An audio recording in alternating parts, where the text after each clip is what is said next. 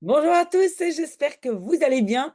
Pardon, oui, je suis là avec ma tasse de café et je suis désolée pour le retard, mais en fait, qu'est-ce qui s'est passé? Je m'étais trompée d'article, j'étais déjà dans le devoir.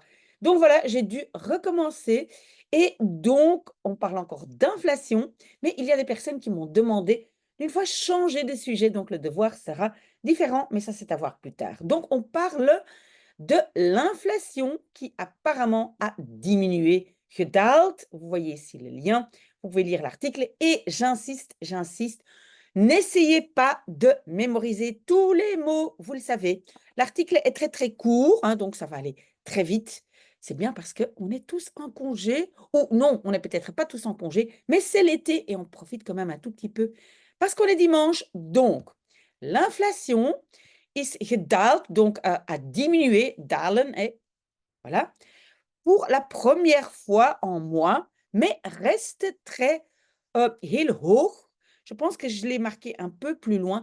Hoog peut être haut, mais aussi élevé. Donc en français, ici, on va plutôt dire élevé, reste élevé. Surtout, l'huile d'olive et la bière duurder. Oui, je sais que vous comprenez le mot duurder, plus cher, mais je voulais simplement tirer votre attention pardon, sur le fait que, donc il y a un R, hein, dur, cher, quand le mot se termine ou l'adjectif se termine par R, je rajoute DER, dur, et encore une chose, et je l'ai marqué ici, quand il n'y a pas une égalité, hein, plus cher, moins cher, on dit dan, duurder dan. S'il y a une égalité, il y a als. Voilà, ça c'est très important. On répète quand même un tout petit peu de grammaire aussi. Et n'oubliez pas que vous devez tout le temps répéter les indispensables de grammaire.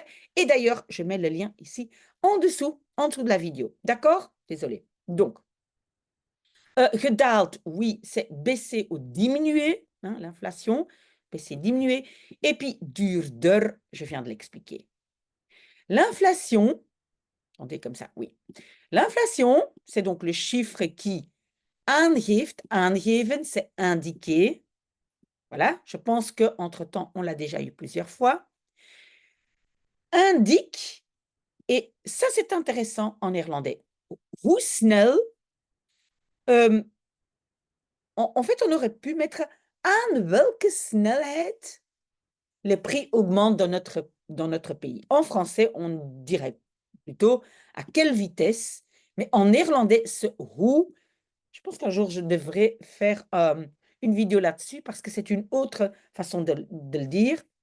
C'est comme en anglais. Si vous parlez anglais, c'est plus facile. Donc, indique à quelle vitesse les prix montent dans notre pays, ou augmentent dans notre pays. Bedraagt. Puis on a le verbe bedragen. Je pense qu'on l'a déjà eu, hein? Mais donc ça veut dire s'élève à. Mais bedragen, c'est un peu comme en français, mais après le verbe bedragen, on a toujours un nombre, hein. On indique un chiffre, un nombre. Et donc, s'élève ce mois-ci à 3,64%. Dat betekent, ça veut dire que la vie est donc maintenant 3,64 je recommence, pardon, 3,64% plus cher que l'année passée. Ces augmentations de prix, ah, mais je n'ai pas lu cette phrase et ça, c'est pas bien parce que on a ici le mot hardnekkig. Ça, je dois absolument rajouter. Je ne sais pas pourquoi je ne l'ai pas lu. Donc, en fait, ça doit se mettre ici. Je vais devoir l'indiquer ici. Hardnekkig, ça veut dire tenace. On peut avoir hardnekkige vlekken, hein, des taches sur des vêtements, par exemple, qui sont hardnekkig. C'est qui ne veut pas partir. Et donc, c'est un mot très, très intéressant. Donc, ces augmentations, et je vais tout de suite mettre ça en rouge, sont plus tenaces que dan verwacht, de ce qu'on pensait, de ce à quoi on s'attendait. Verwachten, c'est s'attendre à. Si vous voulez l'indiquer dans votre liste de vocabulaire, très bien, mais je pense qu'on l'a déjà fait. Hardnekkig, très très bien. Mais sont quand même plus bas qu'en juin. In vergelijking met. Ça, c'est important. Pourquoi? Parce que si maintenant on le traduit par en comparaison avec, oui, c'est exactement comme en néerlandais, on a la préposition met. Mais en français, je pense qu'on le traduirait plutôt par rapport à. Et donc, si c'est par rapport à, attention, en néerlandais, c'est pas la préposition à, aan, mais met. Une vergelijking met. Donc, par rapport à l'année passée, c'était surtout l'huile d'olive et les bières qui sont plus chères ou qui devenaient plus chères, en néerlandais, werden devenir. Les télévisions et les smartphones étaient moins chers. Pourquoi j'ai mis TV en rouge? Parce que, pardon, je vais quand même faire un petit rappel, c'est que quand un mot se termine par une voyelle ou c'est une abréviation, on met, pour faire donc le pluriel, on met accent S. Vous n'en avez peut-être pas besoin parce qu'aujourd'hui, plein de gens font corriger ce qu'ils écrivent par un outil, mais c'est quand même intéressant à savoir de mettre accent S. Par exemple, quand on a vidéos en néerlandais, il y a accent S. OK? Voyelle et abréviation. Donc, j'ai mis attention le pluriel. Très bien, je scrolle, mais je vais prendre encore un tout petit peu de café. Alors, une inflation de 3,64%, c'est un peu plus bas qu'en juin. Toen er sprake was van, ça c'est une très bonne expression, quand il y avait question de.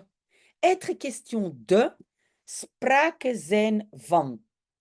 Ça, vraiment intéressant, ça rend votre langage vraiment beaucoup plus beau. Donc, il y avait question de autant d'inflation. En mars, ging het over. Il s'agissait de. Het ging over. Si vous voulez demander à quelqu'un, de quoi s'agit-il? Waar gaat het over? Hein? Gaan over. Très important. 3,18%, et en avril et mai, ce chiffre était autour de 3,3%. Voilà. Tandis que l'inflation op vlak van, en matière de, je sais qu'on l'a déjà eu, c'est probablement déjà dans votre liste de vocabulaire, mais quand même très, très bien, si on utilise ce genre de petites expressions, on comprend que votre néerlandais évolue bien. Donc, tandis que l'inflation en matière d'énergie a encore augmenté le mois passé, en juillet, er is sprake van, on l'a déjà eu, il y a question d'inflation positive de 15% vers 14%. Ces chiffres restent hoog, élevés. Donc, vous avez vu, j'ai mis ici hoog, c'est et haut, mais aussi élevé. Oui, c'est vrai que ça veut dire la même chose, mais dans ce contexte-ci, en français, on va plutôt dire élevé. En néerlandais, hoog. Parce que les prix du gaz et de l'électricité ont augmenté un tout petit peu, mais surtout parce que les steunmaatregelen. Maatregelen, mesures, steun, soutien. Donc steunmaatregelen, les mesures de soutien du gouvernement pour alléger, et alléger c'est verlichten, pour alléger la facture de l'énergie, ne sont plus en vigueur. Donc, oui, on a d'un côté verlichten. Ça, c'est un peu intéressant. Je ne l'ai pas marqué ici, mais je pense que je l'ai mis plus tard. Verlichten peut être éliminer, hein, éliminer une pièce, verlichten, mais aussi alléger.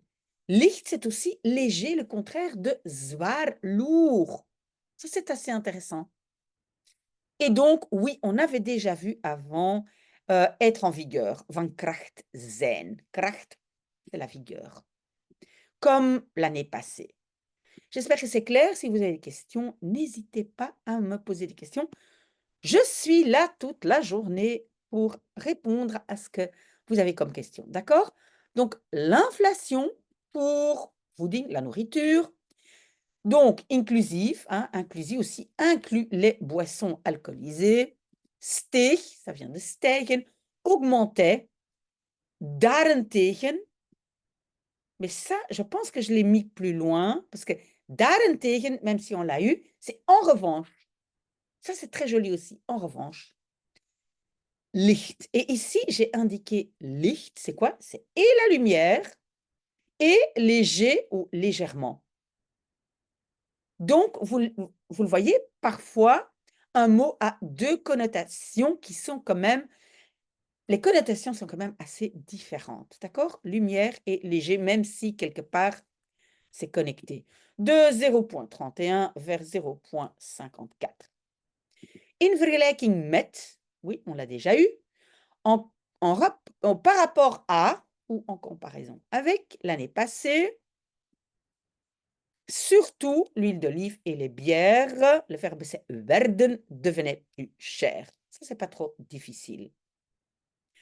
Vliegtuigtickets, donc des tickets d'avion, des chambres d'hôtel et camping. Aussi, l'inflation pour les services reste à nouveau le hoog, hein, élevé. En qu'est-ce que j'ai fait là? Non, non, non, non, non. Attendez, je vais. Ouh là là là là, où est-ce que je suis là? Pardon, pardon, pardon.